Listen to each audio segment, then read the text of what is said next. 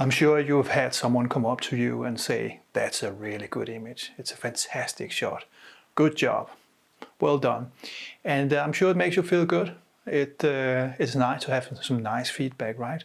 So that you know that others appreciate your work. I know there's some saying that, yeah, but it should be yourself that's happy with your work, but I'm a simple guy. I like to get praise, I must say. So I'm a happy camper if someone says, that's a good piece of work there, Frederick.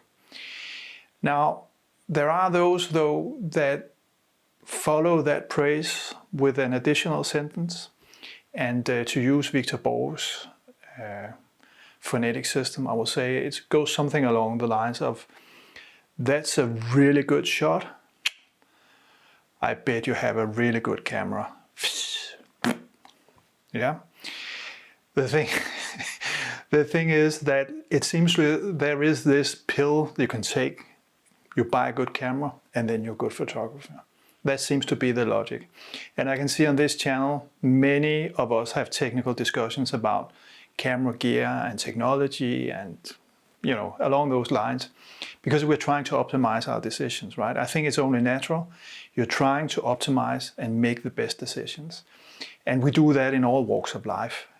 If you're down in a supermarket trying to figure out what should we buy to make some food for dinner, you're also trying to optimize the situation, not to buy things that are too expensive or things that you don't like or whatever the situation is. But there seems to be, when it comes to photography, this thinking that you're on the top of Himalayas, beautiful sunset, you got your camera, the sensor is cleaned, you remember the SD card, your battery is charged, you got your best wide lens, and you point the camera towards the setting sun and you hit the shutter. But actually, no, that's not what's happening. What's happening is that you, just like Mary Poppins, you grab your camera, the camera transports you up the Himalayas and gently puts you on the top of it and then points you in the direction of the setting sun, and all you have to do is to hit the shutter, right? That seems to be the convention or the thinking that if you just have a good camera, then you're a good photographer. And we all know that's not how things work, right? I am as guilty as anyone when it comes to camera gear. I really like a good review. I like to figure out if this camera fits my needs better than that camera, if this lens is better than that lens, and all of these things. So the point is not that should not be part of your universe as a photographer.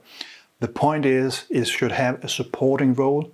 It shouldn't be the main role. The main role, as I see it, should be your photography, your creativity, what you're trying to achieve with your photography. And I remember many, many years ago when I was a much younger man than I am today, I was really into high-end audio gear, meaning stereo equipment, top gear. I had some of the best speakers you could get. I had amplifiers and, I even built my preamp myself. So I was really into that stuff.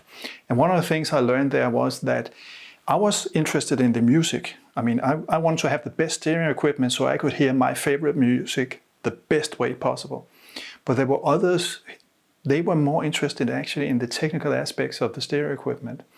So when I was, I couldn't almost sit still because the music was so fantastic and, you could hear the band so vividly. It was so close to you because the sound was so good. Then I had some people over and say, what do you think of the sound here? Isn't the music great? And so on. And it was like, I don't like the sound of the S's. They're too sharp. I was like, what?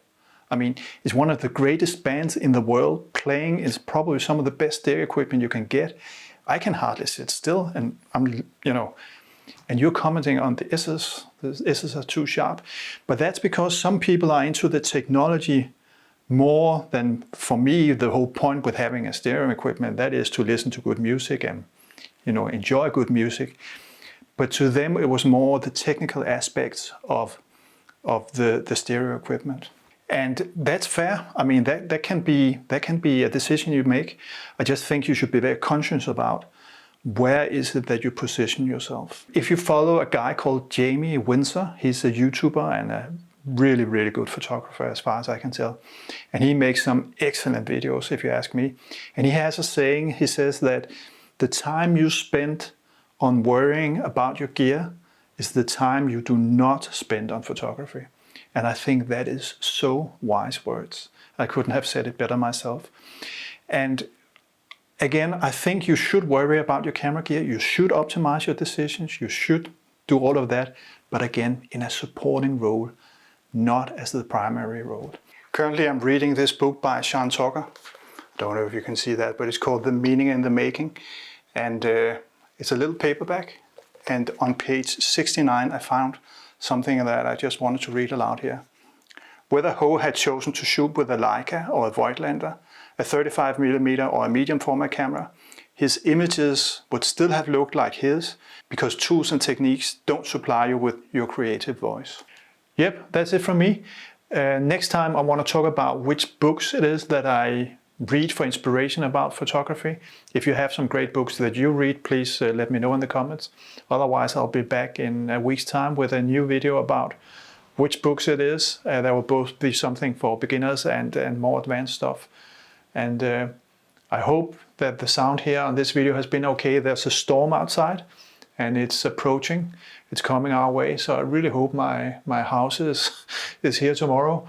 If not, if there isn't a video next week, then you know why. But as always, happy shooting. Take care. Bye-bye.